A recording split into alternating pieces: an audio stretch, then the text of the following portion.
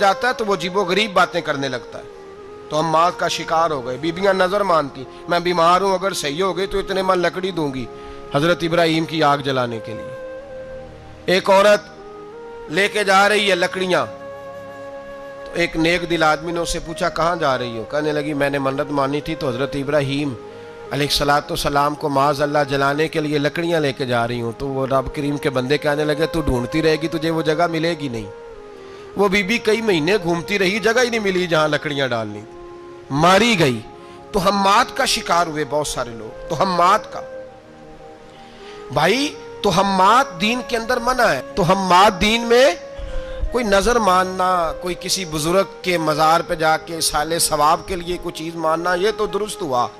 لیکن غیر شرعی نظریں مان لینا کہ میں آگ کے گرد چکر لگاؤں گا, میں جناب وہاں جا کے یہ والا تماشا کروں گا, میں دھاگا باندھوں گا, میں رسا کاٹوں گا, میں وہاں گندے ہو سے پانی پیوں گا, ان کی شریعت اجازت, یہ توہمات ہیں, بدشگونی ہے. دین میں ان کی کوئی گنجائش.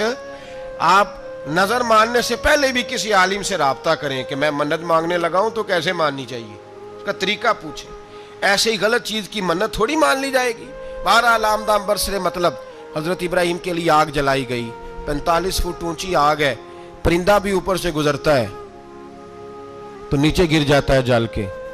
اتنے دن لگا کے آگ جلائی گئی. اب حضرت ابراہیم کو جلایا جانے لگا ہے. یہاں تو موجیں ہیں نا, جو کسی ادارے کا سربراہ ہے اس کے لیے موج ہے, کسی جگہ آفیسر بن گیا تو موج ہے, پیر صاحب کے لیے موج ہے, علامہ صاحب کے لیے موج ہے, خطیب صاحب کے لیے موج ہے. جلنا کس کو پڑتا ہے؟ وہ علی کوئی نہیں رہا اللہ ماشاءاللہ. وہ لوگ گزر گئے جو تکلیفیں سہ کے کام کرتے تھے, گزر گیا زمانہ. حضرت سیدنا ابراہیم علیہ السلام کو جلایا جانے لگا ہے. تو اب اتنی بڑی آگ ہے تو ڈالیں کیسے؟ شیطان نے تجویز دی کہ منجنیق بناؤ. منجنیق, بڑے بڑے بانس باندھ کے ان کے نیچے رسا باندھو. وہ جس طرح جھولنے کے لیے جھولا بنایا جاتا ہے, اس طرح ایک منجنیق پرانے زمانے میں اس میں پتھر رکھ کے پھینکے جاتے تھے دشمنوں پہ. وہ منجنیق بنائی گئی کہ دور سے حضرت ابراہیم کو پھینکیں گے. ہاتھ حضرت ابراہیم کے باندھ دیے, پاؤں مبارک باندھ دیے. پوری زمین پہ ایک نام لینے والا خدا کا, اور اس کو آج رسیوں میں جکڑا ہوا ہے. جب پھینکا جانے لگا نا آگ میں, حوریں رونے لگیں, فرشتے تڑپنے لگے, اے اللہ یہ کیا ہونے لگا ہے؟ ایک تیرا خلیل اور وہ بھی آگ میں. فرمایا جاؤ جا کے اس سے کہو اگر تمہاری مدد لیتا ہے تو اسے بچاؤ.